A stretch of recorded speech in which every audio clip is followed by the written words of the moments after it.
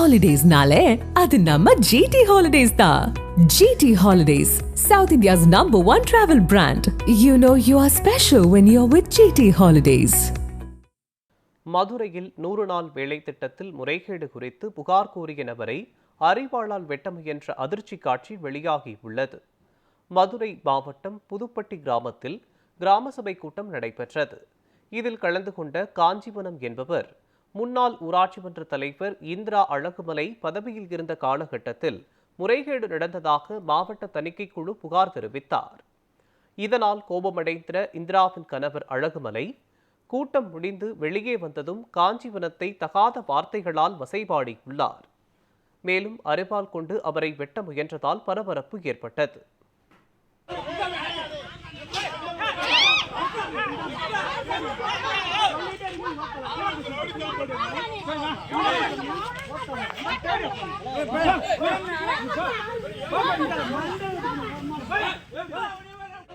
புதுப்பட்டி ஊராட்சி மகாத்மா ஊரக வேலை வாய்ப்பில் முறைகேடு நடந்திருக்குன்னு எங்கள் கூட்டத்தில் சொன்னாங்க. அப்படி சொல்லையில் நாங்கள் யார் யார் முறைகேடு நடந்திருக்காங்கன்னு கேட்கையில் விவரம் கேட்கையில் அதை பற்றி தலைவர் அந்த பணித்தள பொறுப்பாளர்கள் அவங்க எல்லாம் சேர்ந்து பண்ணியிருக்காண்டாங்க. விளக்கமாக சொல்லுங்கன்னு சொல்லி நாங்கள் கேட்கையில் அப்படி முறைகேடு பண்ணி தான் பல சொத்துக்களை வாங்கியிருக்காரு தலைவர் நான் சொன்னேன் எங்கள் கூட்டத்தில். அப்படி சொன்னதுக்காக கூட்டம் முடிஞ்சு அதுக்கு பின்னாடி போய் எல்லோரும் கிளம்பி வெளியே வந்துட்டோம்.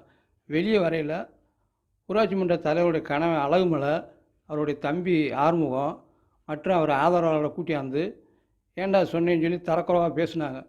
பேசையிலே அப்படி ஒன்றுக்குன்னு இதாகிடுச்சு. அது சரக்குண்டு அவர் அருவாள் எடுத்து வெட்ட வந்துட்டார். அது கல் எடுத்துகிட்டு எரிஞ்சாங்க. என் நெஞ்சில் வேற வலிக்குது. பொம்பளையாலும் மற்ற ஆம்பளையால் தடுத்தாங்க.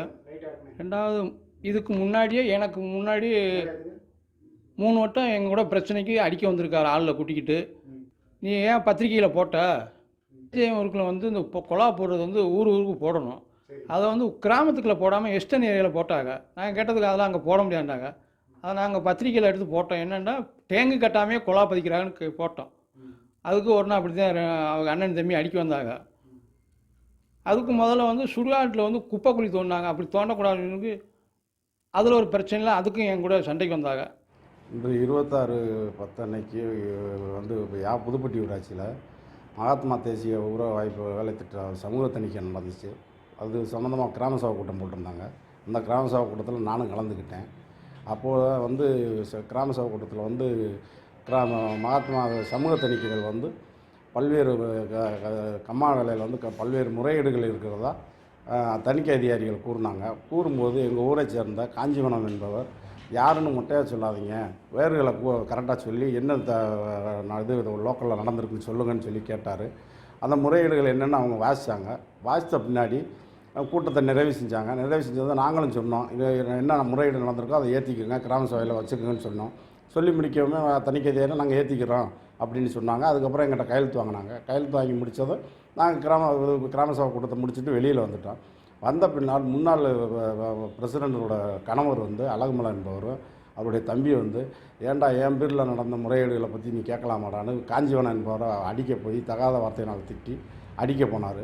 நாங்கள் கொஞ்சம் நேரம் சரி பிரச்சனை முடிஞ்சிடும்னு நாங்கள் நின்று சத்தம் போட்டுக்கிட்டே இருந்தோம்.